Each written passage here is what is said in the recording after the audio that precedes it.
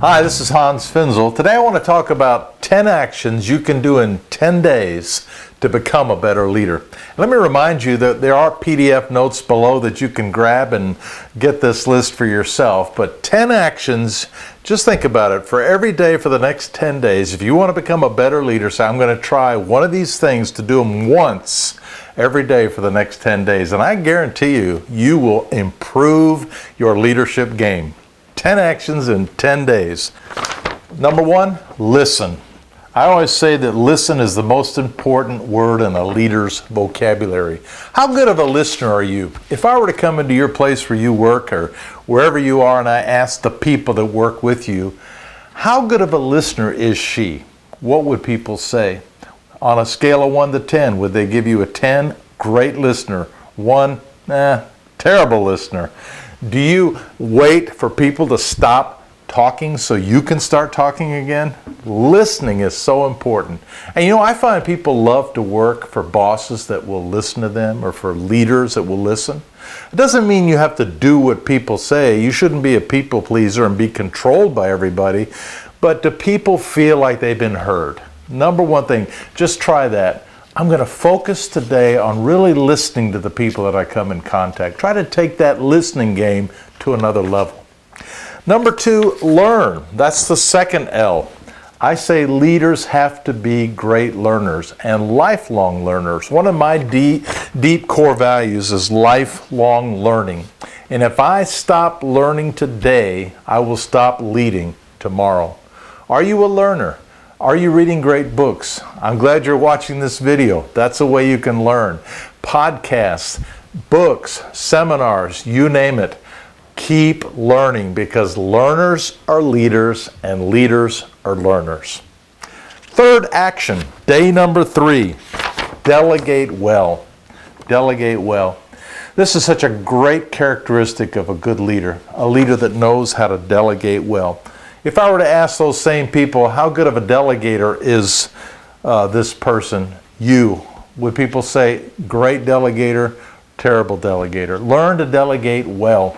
It's so important to fine art of delegation, to give people assignments, give them the responsibility, give them the authority, hold them accountable, help them when they need help, and then let them know how they're doing.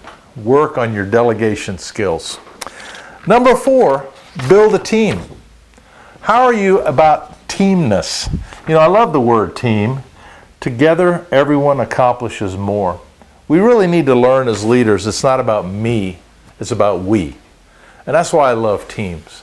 Leadership, you know, if you've been promoted in any kind of management and leadership from just being a work-alone person, all of a sudden you have to make this shift that it's no longer me doing the work, but I'm now doing the work through the team. And the better team you have, the better leader you are. And I'll give you another little secret. Don't surround yourself with people who just agree with you. Surround yourself with people who don't agree with you.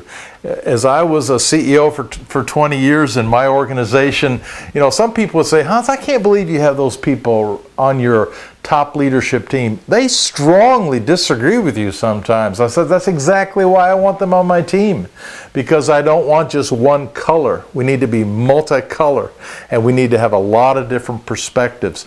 Young and old, male and female, lots of variety is the best team. So build that team. And one of those days in the next 10 days, think, what am I doing to build a better team? Number 5, cast vision. You know, people crave vision. I put dream underneath here because I always think about Martin Luther King Jr., one of the great leaders in America. And as he stood on the steps of the Lincoln Memorial looking down that mall, he said, I have a, what? Did he say, I have a plan? Would people have followed him if he said, I have a plan? It's 50 pages. Did he say, I have a program? Did he say, I have an idea? No, he said, I have a dream. People follow leaders that have dreams because it just oozes with passion. I love to say, if you light yourself on fire, people will come to watch you burn because they love passion. passion, and they love people who are willing to go to the ends of the earth because of the dream that they have. People follow dreamers. So work on that vision. And let me just tell you, I run into people all the time say, Hans, I'm not a visionary.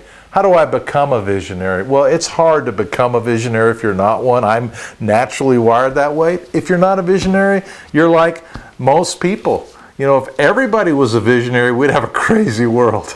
And I think for every visionary leader, we need 1,000 great followers to help them fulfill those visions. So if you're not a visionary, but you're a leader, guess what? Get a visionary on your team. Get somebody to help you figure out where you're going to go and what mountain you're going to climb. Work on that vision piece. Because, you know, in the absence of great dreams, pettiness prevails. People need great dreams. Number 6, people work. How are your people skills? Now see, I'm a natural task-oriented, pure-blooded German, type A personality. I live to do lists. And I love at the end of the day when I've checked everything off my list. Are you the kind of person that you'll actually put things on your list to do that you've already accomplished just so you can check them off and feel even better about your day? Yeah, I understand you completely. But I've learned through some bitter failure that people don't care how much you know until they know how much you care. And we really have to understand that leadership and management is people work. And the higher you go in leadership, the more you have to focus on people. When people come into my space, my workspace, I have to tell you, I confess honestly, it's kind of an interruption to me. I sense it's an interruption from me getting my work done. Now, if people come into your space, do you view them as an interruption or an opportunity? Well, if you're like my wife, Donna, she considers it an opportunity, and she has already dropped whatever she was doing because she loves people. She's a people person. You know what? We need both kinds, people and task people, to get our work done. But I've had to learn to be more people focused and to drop things and to realize that people are our work. They are not an interruption of our work. They are our work. So one of these 10 days coming up on day number 6, just say, today I'm going to pay special attention to the people that come into my space. And I'm going to give them a little more time than I usually do. And I'm going to listen a little longer. If you really want to push this, decide, and this is hard for me to do, you're not going to finish the conversations. You're not going to get out of the conversation until the person you're talking to is finished and they close it down. Try that. That's a great challenge. Number 7, again, 10 ways, 10 tips in 10 days to become a better leader. Transparency. How transparent and vulnerable are you as a leader?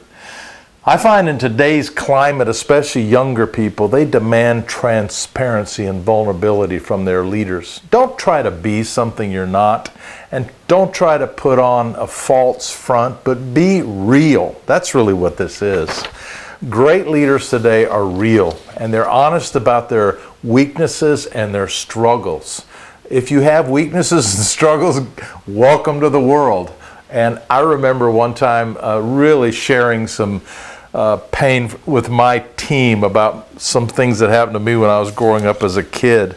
And I shared this painful stuff. It's not easy for me to open my heart and to tell people what some of the stuff going on inside. I'm kind of a private person. And I remember my team told me a few weeks later, Hans, that was the best moment we've had with you as a leader. All kinds of things came together for us to understand you better when you opened up your heart to us about your pain and about the stuff inside of you that's not so pretty.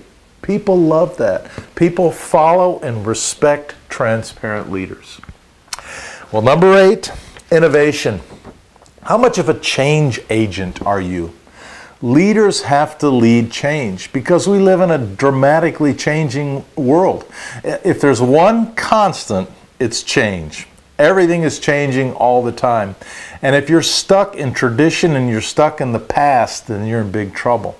It's kind of like the vision piece. You also need some innovators on your team, and you need to listen to them. We have to innovate. We have to accept change. We have to embrace change. The other day, my wife, Donna, walked out of the cell phone store with a new smartphone, and she said, I wonder how long it'll be before this is obsolete. And I said, well, it already is. It's so rapid, the change in technology and the change in everything we do. So the only constant is change. So you need to be a leader that innovates. Now, I put the word youth here because I just wanted to underscore how important this is for young people. I hope your organization, your ministry, your business, your team is not just older people or baby boomers. The most healthy team today that's going to really make it in the future and be successful going forward has a lot of young people, Gen X people, millennials. It's so important that we not only have young people in our organizations, but that we listen to them. I had a group of people under 30 in my office, and I decided to have pizza with them one day, lunch. I said, you're going to have lunch with the boss, and you have to be under 30 to have lunch with us in this very special meeting. And we had about 15 people there in our office of about 60. And I said, I promise nothing you say today will be used against you. I really want to listen to you because I want to make this place the kind of place that young people want to work. And why would I want to do that as a leader? Because I care about the future. The future are these young people. So I asked them, I actually got butcher block paper. This is a great exercise. One sheet, I said, tell me what you like about working here. The middle sheet was, what don't you like about working here? And number 3, what would you change if you had the power to do so?